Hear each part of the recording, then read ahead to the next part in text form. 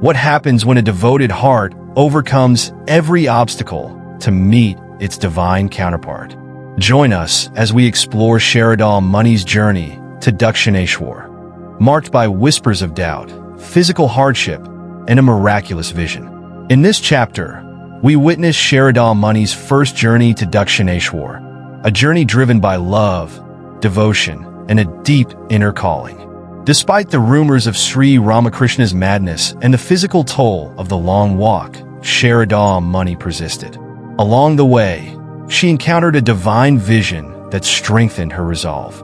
When she finally arrived at Dakshineswar, her doubts were laid to rest as she found not a madman, but her divine husband, filled with compassion and care for her well-being. This chapter reveals the deep spiritual connection that would define their relationship, a bond where worldly concerns melted away in the presence of divine love and mutual service.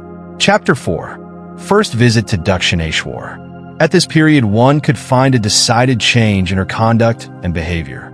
She now became more quiet and serious, an embodiment of love and sympathy for all, and ready to adapt herself to any circumstance.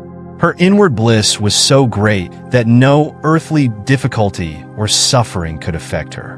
She would have continued in that exalted state except for the fact that whispers went round in that small village that her husband had gone mad. While Sri Ramakrishna passed his days in divine ecstasy, people interpreted his extraordinary behavior as signs of mental derangement. And this news spread to all his relations. People of Jarambati began to show sympathy for Sarada Devi's sad plight, little knowing that the expression of such sympathy made her suffering much worse. Sarada Devi avoided socializing and busied herself with work so that she might not have to hear any gossip with reference to her husband. But the rumor was very strong that Sri Ramakrishna had gone mad, that he went about naked and muttered unintelligible words. Could it be true? Thought Sarada Devi to herself. Is he then not what I found him to be? If it be so, then it is my duty to be by him at this critical moment. But how could she go to Dakshineswar? The idea was next to impossible for a person like her. Situated as Jarambati was at such a great distance, and the communication also so difficult.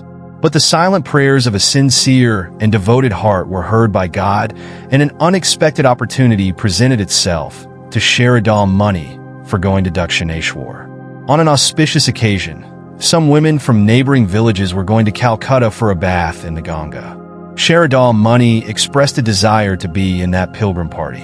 When the news reached the ears of her father, he at once understood the real cause behind her desire. So he readily gave permission and himself accompanied the party so that his beloved Sarada might be well taken care of. The distance of about 100 kilometers had to be covered on foot. Only the rich could afford to go in a palanquin, as that luxury was out of the question for poor Ramchandra. He, along with his daughter, started on foot. Sarada Devi, unaccustomed to walking a long distance, found the journey strenuous. But physical suffering was nothing compared to the joy of meeting the master. So she altogether ignored any hardship that came on the way. But on the third day, before the party could reach Calcutta, Sarada Devi had a high fever. It was impossible for her to walk in spite of her desire to continue the journey. So a shelter had to be found in a cottage built for travelers. At night, the fever rose very high, and Sarada Devi lost all outward consciousness. The Holy Mother used to narrate afterwards that while she was in that condition, she saw in a vision that a girl dark in complexion but exquisitely beautiful in appearance sat by her side caressing and nursing her. When asked who she was, the girl said that she came from Dakshineswar, that she was the Holy Mother's sister and had come all the way to receive her. After that, Sarada Devi fell asleep. Strange to say, the next morning the fever was gone, and she was able to start. On the way, she had fever again, but Ramchandra somehow managed to reach Dakshineswar by nightfall. What was the anxiety of Sri Ramakrishna to see Sarada Devi come in that condition? Immediately, he busied himself in making all arrangements for the patient and set up a bed for her in his own room. Often he repeated in great sorrow, but with childlike simplicity, "You have come when dear Mather is no more." Had he been alive, no difficulty whatsoever would arise as to taking care of you. Now that he is gone, who can take his place. But did Sarada Muni receive less care? Sri Ramakrishna himself began to nurse and attend to her day and night, and that so carefully that in the course of 3 or 4 days, she was all right. After that, Sarada Muni was shifted to the ground floor of the Nahabad, where she stayed with Chandramani, her mother-in-law, who was at that time at Dakshineswar. Sarada Muni could hardly believe her eyes when she found her husband, who was reported to have gone mad, feeling so much anxiety at her illness and showing so much kindness and affection. Was there any woman in this world so blessed as to receive such loving care from her husband? Sarada Muni knew for certain that whatever might be people's opinion, her divine husband was perfectly sane. Not only that, but there had not been the least change in his attitude toward her. Ramchandra was glad to see his daughter happy and comfortable at Dakshineswar. So he returned to his village home, leaving Sarada Muni in the privileged position of serving her husband and old mother-in-law. It was in March of 1872 that the Holy Mother reached Dakshineswar, about 5 years after she had last seen the Master at Kamarpukur. Sri Ramakrishna, at this time, lived in constant divine communion. The greater part of the day and night, he would remain in an ecstatic condition. Even a slight incident, the singing of a devotional song or the sight of anything which had a divine association, however remote, would throw his mind into samadhi, and he would become oblivious of his surroundings. He was more at home on the divine plane than we are on the earthly plane. But when Sarada Muni arrived at Dakshineswar, he was not forgetful of his duties to his wedded wife. If she so desired, Sri Ramakrishna was willing to sacrifice his very mission for her.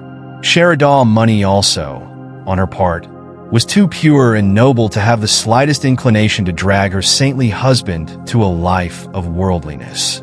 She clearly told him about this and readily responded to his ideals and aspirations. All that she wanted was to be near him and to have the privilege of serving him and molding her own life according to his direction. Sri Ramakrishna gave her that favor in abundance.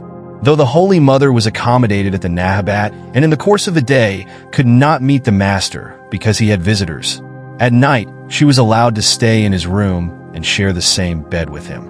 Sarada Muni at this time would receive from her divine husband instructions in high spiritual matters as well as about mundane things. It was not a life of conjugal relations, but of great spiritual training, so much so that the wife in Sarada Muni was merged in the disciple in her. Afterwards, nobody could perceive in her utterances and behavior anything that betrayed her special claim on Sri Ramakrishna. She was only the humble disciple of the Master, and this was to her a matter of supreme joy and privilege. In our next episode, we will dive into the remarkable relationship between Ma Sarada Devi and Sri Ramakrishna, a bond that redefines the meaning of marriage and devotion. You'll see how Sri Ramakrishna regarded Ma Sarada Devi not just as a companion, but as a divine presence in his life. Stay tuned to discover how this extraordinary connection shaped their spiritual journeys and what it reveals about the power of unconditional love and reverence. Thank you for listening till the end. Please subscribe, turn on the notifications, like, comment, and share with your friends. This will help more listeners to discover our channel and content.